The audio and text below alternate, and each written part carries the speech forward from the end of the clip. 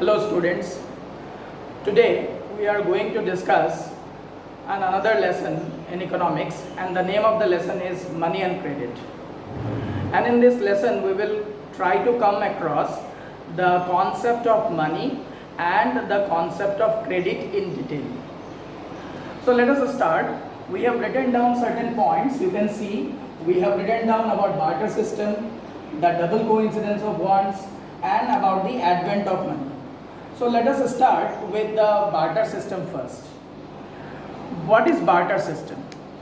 At the time when money was unavailable or money was not in existence, during those days, the system of exchange was called as the barter system. In this system, the goods were exchanged for goods. The system of barter is called as exchange of goods for goods, where people used to give certain good and take those goods which were required or which were needed. So that kind of concept is called as barter system. So it was very much prevalent during the olden days, and the trade between the people used to take place through this system. But as the barter system was going on in full swing, the problem started to arise. What was the problem associated with the barter system? The problem associated with the barter system was a double coincidence of wants. What do we understand by the concept of double coincidence of wants? In this system, what happens? The exchange can only take place between the needy persons. If I am in need of something and the other is in need, then only the exchange can take place. That is the barter system. So here the problem that existed was that to find out the needy person was a difficult task. Suppose I need anything today, what happens? I have money, I go to the market and I purchase. If you are in requirement of a pen or if you are in requirement of a pencil, what happens? You have money, you go to the shop, you pay the money and you purchase the commodity. During those days, it was difficult to find a person whom you want to sell and take his or her commodity. So that problem gave rise to this situation. Now let us discuss this. What happens in the barter system is that the problem of double coincidence of want is seen, and in this problem what we can see is that suppose a person is having, suppose we can give an example, suppose a person is having a PSP and another person is having a MP3 player. Suppose a person is having a PSP, on the other hand a person is having an MP3 player. What happens? He wants to give his MP3 player to another person and he wants to take the PSP. The trade can only take place when the other person is in need of the MP3 player and he wants to give his PSP to the person. And if in that situation both the person are not in agreement, then the person who wants the PSP has to wait. He or she has to wait. So barter system though was effective, but it was a time consuming activity. Barter system though it was very effective, but it was a time consuming activity because it took time to trade. Because of all these demerits, there was requirement of something, there was requirement of some special commodity which could be used or which could be utilized in exchange. This gave birth to money. Money came into existence. Now what is money? Money is the process, or money is the way through which we purchase goods and we pay the full price of the product. So nothing is left between the buyer and the seller. Nothing is left between you and the shopkeeper. You pay the entire price for whatever the good you have taken. So this gave rise to the concept of money, or money came into existence. During the times of the kings, they used to bring coins of different denominations. They used to bring coins of gold, silver, bronze, according to their capability and according to their popularity. Similarly, when these kind of gold, silver or bronze, they became rare, or the prices of these kind of elements became very high, the government started utilizing the less effective elements into making money.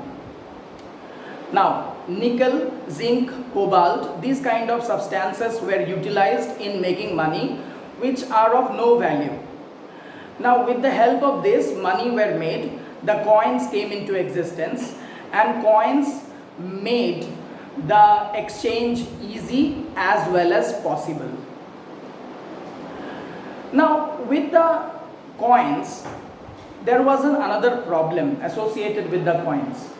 What was the problem that was associated with the coins? Was that coins, first of all, carrying heavy amount of coin is a difficult task. You can realize this. You are carrying a 500 rupee note. On the other hand, if you carry 500 rupees coin, which will be easier for you?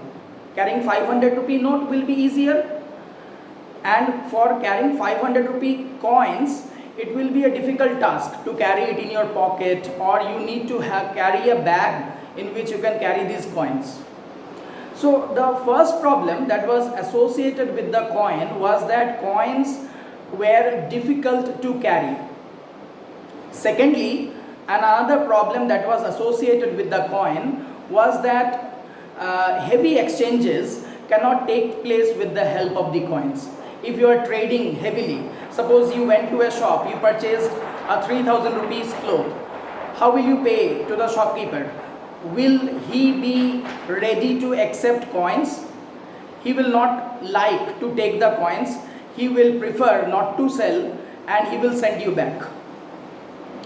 So this was the problem associated with the coins, that it was difficult to carry, as well as in case of higher exchange, in case of trade, these kind of exchanges was impossible or cannot be done properly. So that gave rise to another form of money that came to be called as paper currency. Paper currencies came into existence, and paper currencies of various denominations came into existence that could profitably suit the people. So you have currency note of 5 rupees, 10 rupees, 20 rupees, 50 rupees, 100 rupees, 500 rupees, now 2000 rupees you have. And what they are doing, they are making your trade beneficial as well as easier to accommodate. You can do higher amount of trade in a very easy manner. You can carry lakhs and lakhs of rupees in your pocket, and no one will be even able to know that you are carrying such amount of money. So the paper currencies came into existence, and this paper currency helped a lot in solving the problem that was associated with money. Now all these form, whether coin or whether paper currency, they are published or they are regulated by the Reserve Bank of India. The Reserve Bank of India, which is also known as the banker of the banks. It is the Reserve Bank of India which is the issuing authority in our country for these kind of paper notes or the coins. Not only this, there were different other kinds of money that came into existence. For solving the problems of the people, various other kinds of money that came into existence, you can call them as electronic money. Like you use the ATM, you use your debit card or credit card. It is also a type of money which you carry in the pocket, and it helps you a lot in solving the other problems in a very effective manner. You need not carry cash in large amount. You can carry checks with you. You can carry demand drafts with you. So the demand draft, the check, the ATM cards, these are also the other formats of money. And all these formats are regulated or they are controlled by the Reserve Bank of India. Now let us go further. Let us discuss the role of the Reserve Bank of India. The Reserve Bank of India, first of all, the first role what we can write or what you can write down in your copy is, the first role of the Reserve Bank of India is to publish coins and the currency notes. It is the first and the most effective work of the Reserve Bank of India to publish coins and the currency notes. Secondly, the Reserve Bank of India also regulates all the banks in our country. That is why it is like the guardian of the banks. All kinds of regulation over the bank relating to the interest that the bank will provide to the customers, or the interest that the bank will take on the loan, is fixed or is regulated by the Reserve Bank of India. The Reserve Bank of India also helps other banks in the times of the crisis. If any kind of bank faces any kind of crisis, it is the Reserve Bank of India which comes forward and helps such banks in meeting their crisis situations. The Reserve Bank of India also helps the bank forwarding loan on the collateral.